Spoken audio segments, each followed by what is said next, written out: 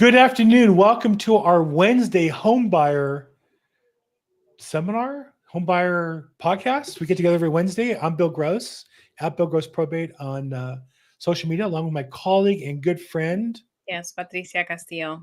and superstar listing agent. Patricia, what's happening with the marketplace? Well, it depends if you're a seller or a buyer. Most of my listings have gone into escrow fairly quickly. Now, hold on, just so he's listening, most of my listings, because I have so many. I really can't keep track of how many I have. Most of them got into escrow. That's what happens to become a superstar, lady. Good job. I have two that I'm still working on, two more duplexes. But Wow. I think, the affordability is a concern right now for first-time buyers that are coming into the market. And it really depends what price point you're at. Even if you are a first-time buyer and you're looking at homes that are, over 800,000. I mean, the buyers that I've been talking to, they are getting some help from family, whether it's a brother or their parents. And that was the feedback I had received from the open house I had in Claremont this weekend. I think the first day, Saturday, I had over 50 people come through. So it was extremely busy. It was a flood of people coming through, one after the other. So there's multiple offers on this property. And I am seeing that again in certain pockets of LA County where multiple offers are back and prices are starting to, climb a little bit for the properties that are either need some work because buyers want to come in and put in their sweat equity and change up the property according to their own vision and taste. So they don't mind doing the work, getting the property at a better price. And then I've also been seeing some buyers that want to do absolutely no work at all. And they want a property that's turnkey and just want to move in and not change anything at all. So it's been I've seen a lot of activity this past weekend and this week as well. Same. I have a listing that we put in the market 5 days ago, and we got a nice full price offer on it.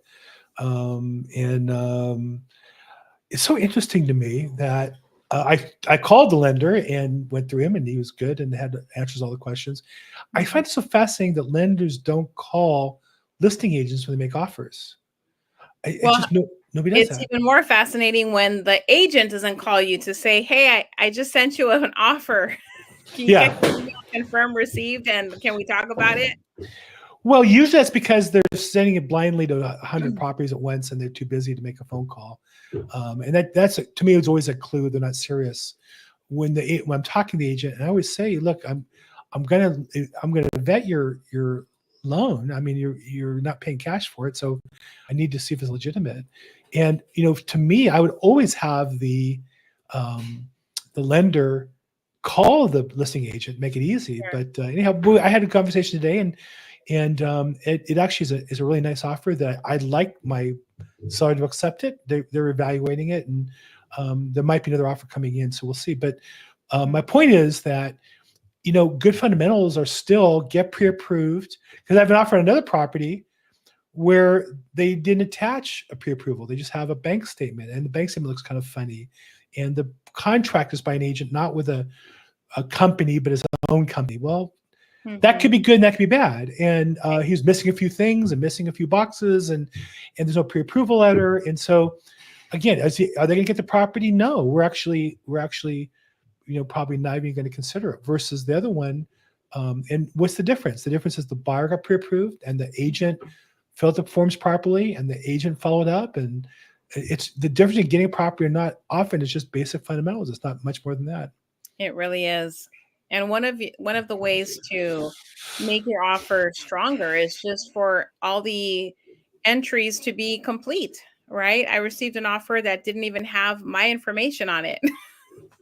So what does that say as an agent? Like, you never put my name. I'm the listing agent. I'm supposed to get paid on this deal. It's for our mutual protection, right? I'm not getting paid other than it's in the multiple listing and I have a contract. But and then they don't check the box. Are you representing the buyer or the seller? They left that blank. Well, what does that mean? Are you representing everybody here? Are you representing anybody here? what does it even mean? That's Um, true. I don't know. It's a crazy business, Patricia, because at the end of the day, you It is. got to do the fundamentals. It just always comes back to that. It really does. And so this week I've received an offer with no listing agent information on it, completely omitted, um, throughout the entire contract, not just the, that first page and the signature page, but um, as a buyer, that's one of the things that, it's very important to look at when you're working with an agent from the beginning. When you start filling out disclosures and you're looking at different types of forms that you're getting, you have to make sure that you're paying attention, that your agent is also able to explain all the forms to you, and that they're also, signing everything and dating all the documents where they're supposed to. All of that information is so critical for each transaction. And there are lots of agents that are moving so quickly just to get through that process that they leave out a lot of information. So I had a buyer this weekend that was, she was venting to me at an open house and saying her agent would not get back to her to let her know if an offer was accepted or not. So she had submitted 12 offers already on different properties, and none of them had been accepted. She said the way I would find out is I would look online. I had the buyers are, they're creating their own save alerts online. So if they're looking at a property, they submitted an offer, they like it, and they set up an alert. So as soon as that property goes pending or active under contract, then they're notified. So she would get notified that way by the metrics of the, Zillow or Redfin, Right. and her agent wouldn't even call her to say, they didn't accept your offer. So, The first thing I do when I write an offer on a property is create a search in my MLS for that property to be notified as soon as possible, because I wouldn't. How can you have a customer find out the stats change before me as a professional? What am I getting paid to do? exactly, they're getting the information from the internet. So, needless to say, I picked up a buyer. Wow. And most agents just don't know how to do that. It's so silly. It's so Yeah. fundamental. I literally just got the phone with a seller of mine on a small property in Riverside, buying a smaller property also in Riverside. But of course, I would create a notification on the status of the property because my Mhm. customer's interested in it. It comes via email. You just forward it to your customer. Why would you not do that? Or so I can set up, they get it automatically and I get copied, or however you want to do it. I'd like to get it and then send it to the customer with a note. So I'm kind of customizing a little bit. So, Right. but yeah, So, Redfin does that. Zillow, even those idiots companies, Zillow and Redfin do that. yeah, so that's one way to make sure to, make sure that your offer is strong. Another thing is when you're looking at contingencies for inspections. Mhm. I just had an offer where the agent said that their client is in another country, so they need a 17-day contingency for the inspection. Mhm. But right now, for this specific property that I'm getting offers on, Mhm. um, I have contingency dates set out for 7 days on certain offers. So if you're writing an offer and it's a hot property and you're exhausting the 17 days on your offer, that's either going to be countered or it's not even going to be looked at for a counter. Because if you have other offers that are coming in with shorter contingency dates, those are going to be the top contenders. And if you're in another country, it's going to be difficult for you to hop on a plane and get back here to do the inspection and hang around for, the report to come back and negotiate with your agent as far as any repairs and things like that. So it's a little puts you in a more inferior position when you're out of the country trying to buy a property and you're up against, multiple offers and other buyers that live locally that can act accordingly and act quickly on the contingencies. Why would you write an offer on a property if you're out of the country for 17 days? I don't understand how that works. Well, apparently it's a buyer that works for the government and they're on an assignment that will be expiring soon, and then they will be able to move to California, back Oh to the wow. United States. Oh wow. Yeah. Got it. Tobias McLeod checks in on LinkedIn. I just got to buy a referral from a lender in the OC. Pfft. Lender referral. How about that?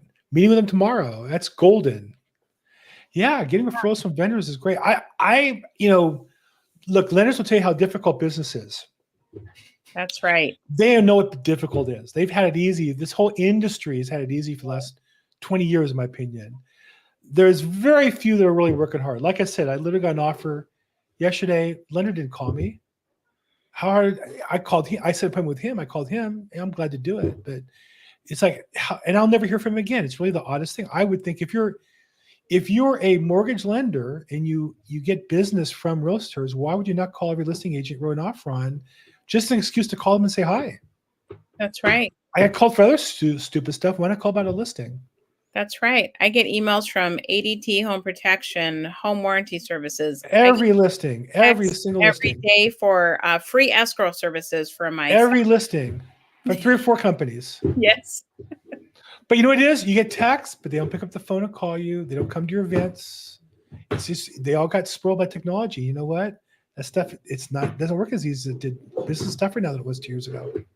Yeah, this is the time where you really have to pick up the phone, make the connection with your client. And that's what I really love doing is staying on the phone, calling my clients, making sure they're fully updated.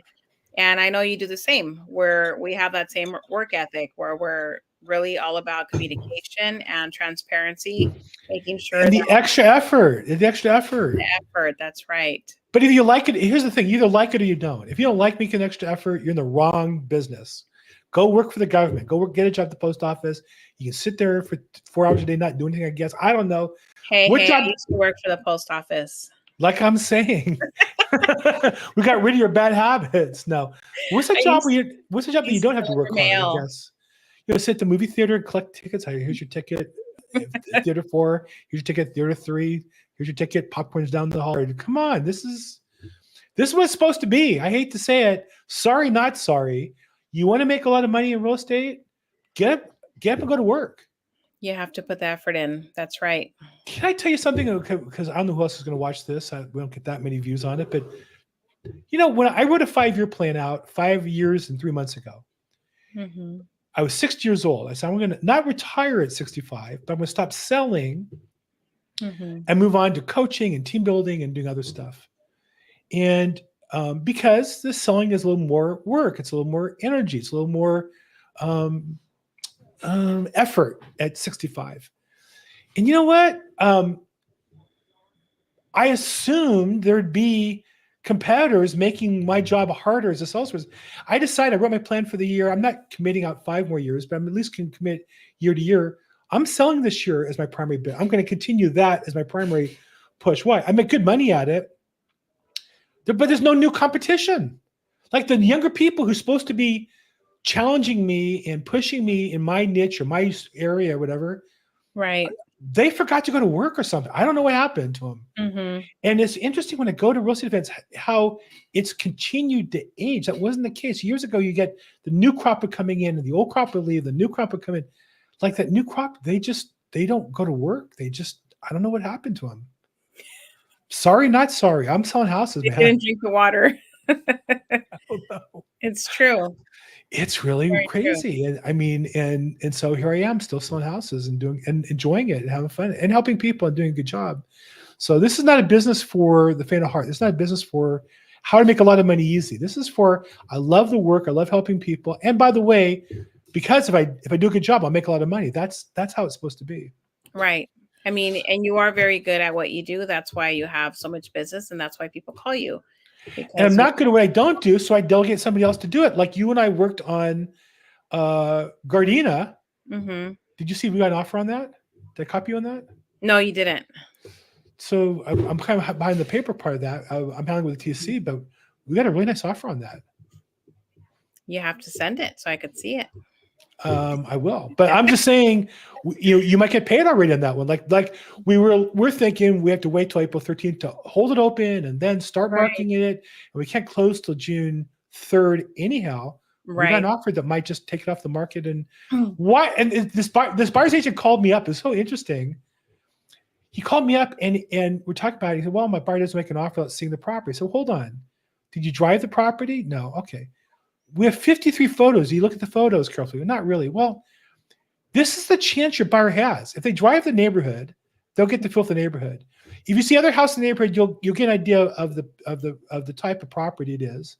You look at the pictures, you should have a good enough sense to at least make an offer on it. Nobody's asking you to deposit the check. Just promise that you'd write the offer, and we can make that work. And so I think they're going to be at the front of the line because they wrote the offer and it's a good one. Yeah. So And I that's think another thing is getting your offer in right away. If you see a property that you are interested in, don't wait.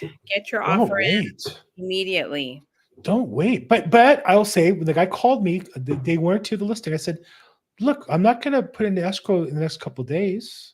Mm-hmm. Get it done right. And we talk to your buyer, make sure he understands what this means.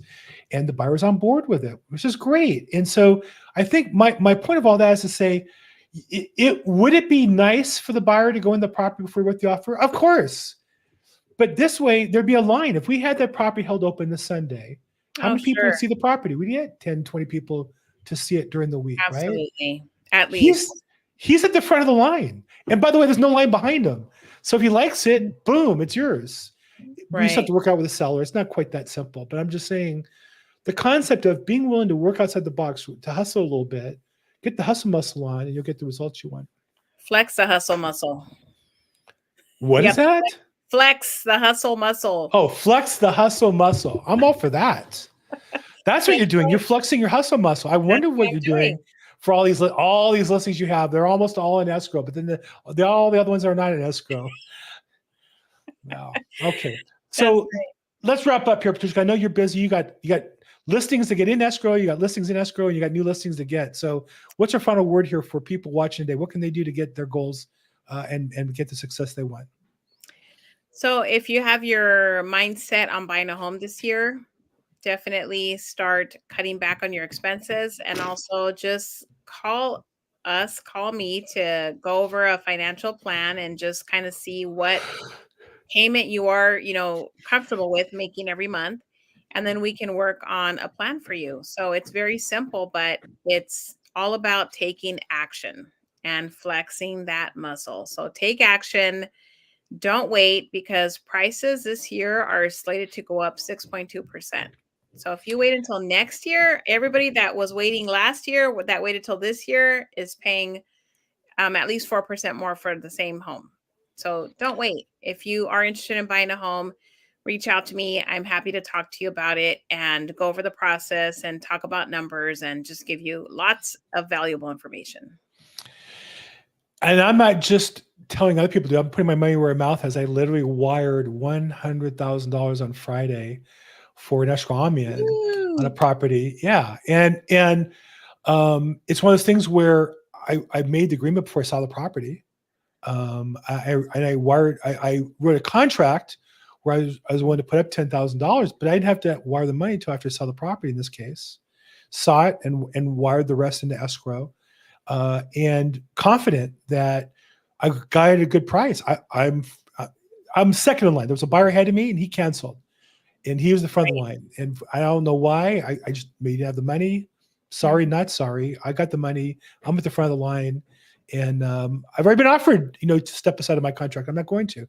So I'm not telling you to do something I'm not doing myself. I believe it's a great opportunity to find a great opportunity. It's not a great opportunity to be stupid.